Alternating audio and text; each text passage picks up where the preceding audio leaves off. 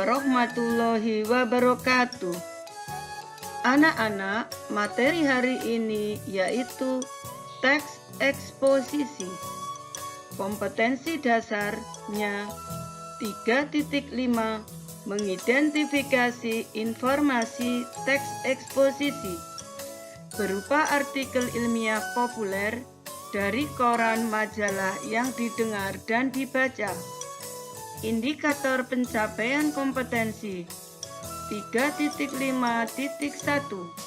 menjelaskan informasi teks eksposisi, gagasan dan fakta dalam artikel ilmiah populer. 3.5.2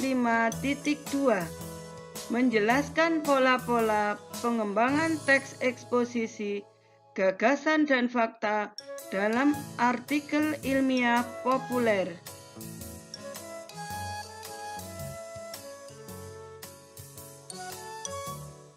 Mengidentifikasi informasi teks eksposisi. 1. Memahami pengertian teks eksposisi. Bacalah teks eksposisi berikut dan perhatikan isinya.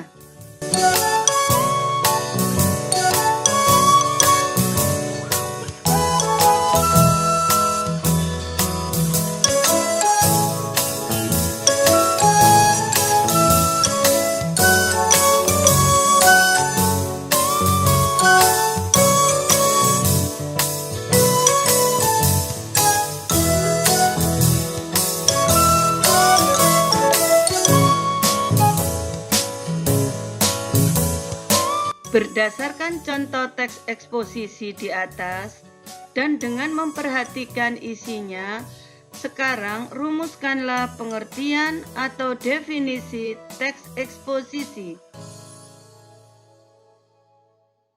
2. Mengidentifikasi unsur-unsur teks eksposisi. Teks yang lain, teks eksposisi, memiliki unsur-unsur yang membangun teks. Unsur-unsur ini harus ada dalam teks. Jika tidak ada, tidak sempurnalah teks itu. Unsur-unsur yang membangun teks eksposisi diantaranya sebagai berikut.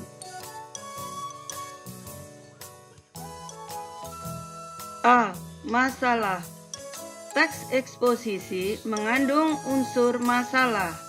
Artinya, dalam teks itu ada masalah yang sedang ditanggapi oleh penulis. Masalah itu diangkat oleh penulis dari kehidupan masyarakat. B. Gagasan atau pendapat. Dalam teks eksposisi terdapat unsur pendapat. Penulis menyampaikan pendapatnya terhadap masalah yang sedang berkembang di tengah kehidupan masyarakat.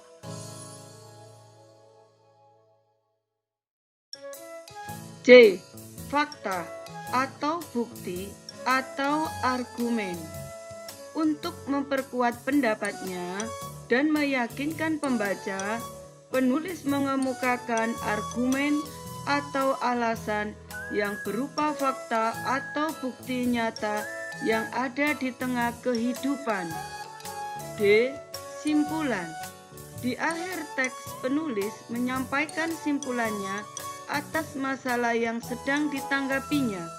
Simpulan ini merupakan sikap penulis terhadap masalah. Untuk memahami unsur teks eksposisi, sekarang kerjakan tugas berikut.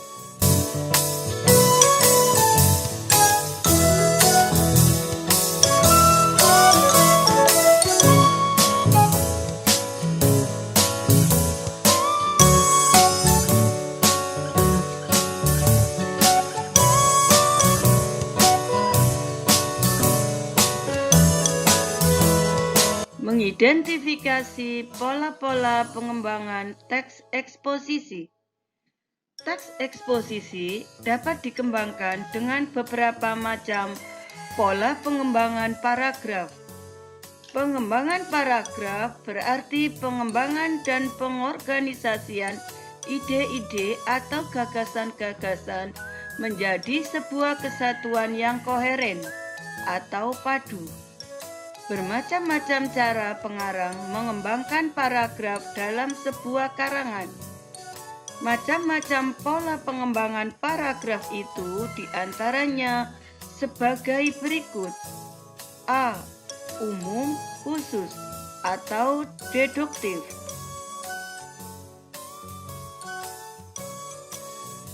Paragraf umum khusus deduktif adalah paragraf yang dikembangkan dengan menempatkan kalimat utama di awal paragraf. Kalimat utama itu berisi pernyataan yang bersifat umum.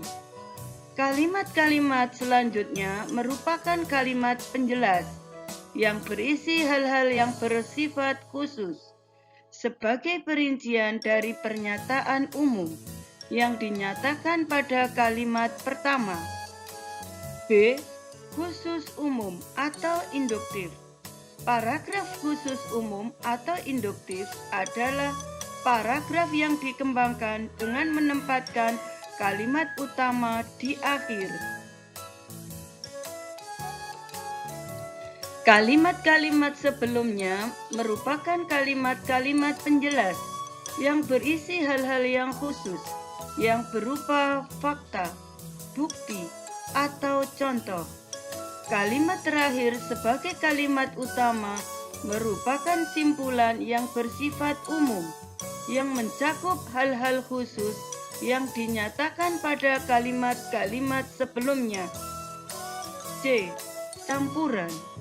Paragraf campuran adalah paragraf yang dikembangkan dengan menempatkan kalimat utama di awal dan di akhir. Paragraf ini merupakan campuran dari paragraf deduktif dan induktif. Kalimat pertama sebagai kalimat utama berisi pernyataan umum. Kalimat selanjutnya merupakan kalimat penjelas yang berisi hal-hal khusus.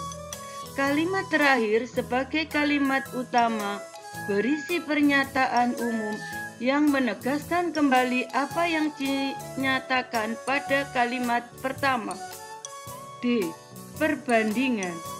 Paragraf perbandingan adalah paragraf yang dikembangkan dengan membandingkan dua hal yang memiliki beberapa persamaan. Kalimat-kalimat yang membangun paragraf itu berisi persamaan-persamaan dua hal. E. Pertentangan.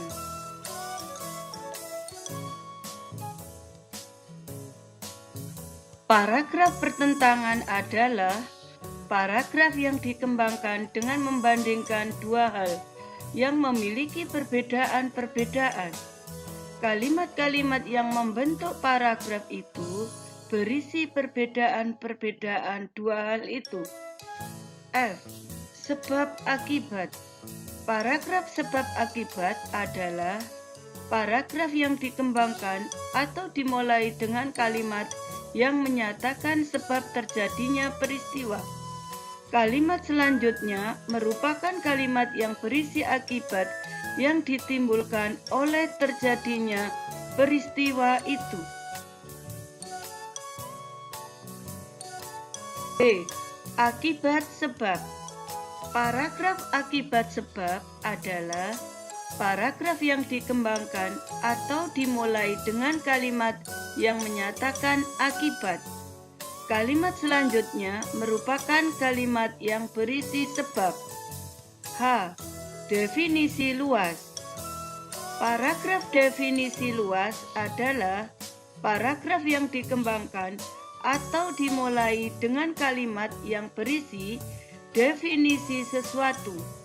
Kalimat-kalimat selanjutnya merupakan perluasan dari definisi tersebut.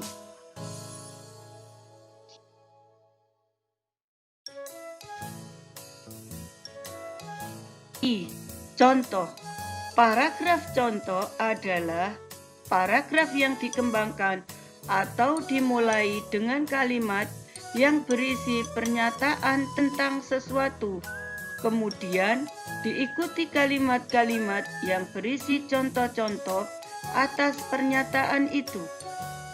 Setelah memahami uraian di atas, kerjakan tugas berikut. A. Baca kembali teks eksposisi di atas dan perhatikan pola pengembangan paragrafnya.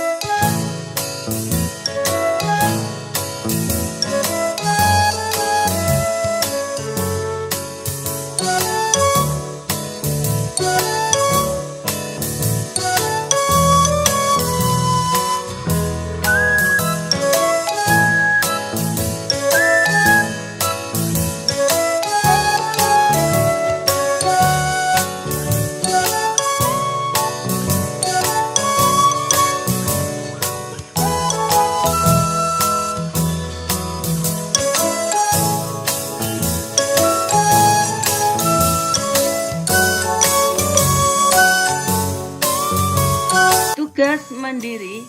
Untuk penilaian belajar siswa, kerjakan tugas 1, 2, dan 3.